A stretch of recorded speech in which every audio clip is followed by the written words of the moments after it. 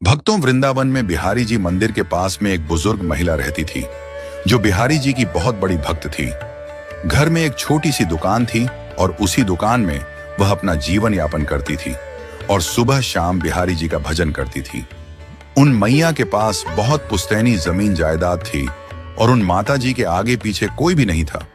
एक रात्रि उन मैया को सपना आया कि वह मर चुकी है और लोग उसकी संपत्ति लूट लूट कर ले जा रहे हैं।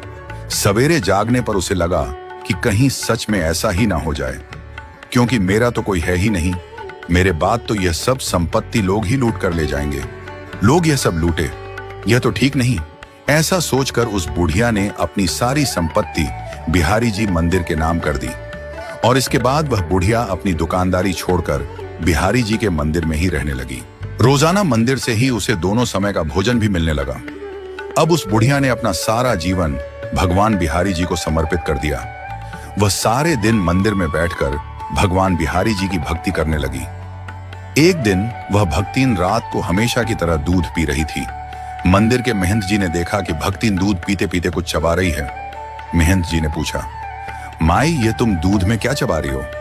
भक्तिन बोली, महाराज, आप दूध में मेवा ज्यादा डाल देते हो, उसी को चबा रही हूं। महंत जी ने सोचा, मैं और दूध में मेवा डालूं, मैं दूध में चीनी डाल देता हूं, वही बहुत है। महंत जी का माथा ठनका। दूसरे दिन उन्होंने देखा, दोपहर को भक्तिन को दाल परोसी गई तो दाल में घी तैरता दिखाई दिया। महंत जी ने पूछा, ये दाल में घी कहां से आया? भक्तिन बोली, महाराज, आप ही तो दाल में घी डालकर लाते हो। महंत जी को लगा शायद बर्तन में पहले से ही घी गिर गया होगा। अब महंत जी रोज देखते भक्तिन की रोटी और दाल में रोज घी दिखाई देता और उसके दूध में मेवे भी बढ़ते जा रहे थे। साथ ही महंत जी की रसोई में घी और मेवों से भरे पात्र खाली होते जा रहे।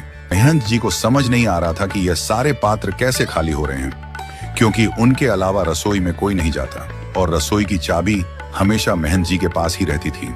एक दिन महंत जी भगवान की आरती कर रहे थे। उन्होंने देखा बिहारी जी के वस्त्र की बाहों पर घी लगा है।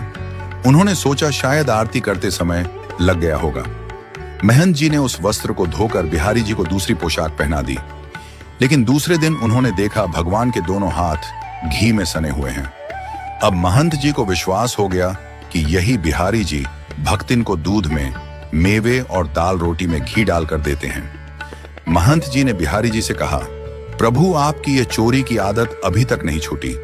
प्रभु, मैंने वह सब खाद्य सामग्री संतों की सेवा के लिए बचा रखी है, परंतु आप तो सब कुछ भक्तिन पर लुटा रहे हैं। ये ठीक नहीं है। कभी कोई संतों की जमात आ गई तो मैं उनकी कैसे सेवा करूंगा? भगवान चुपचाप सुनते रहे और कुछ नहीं बोले।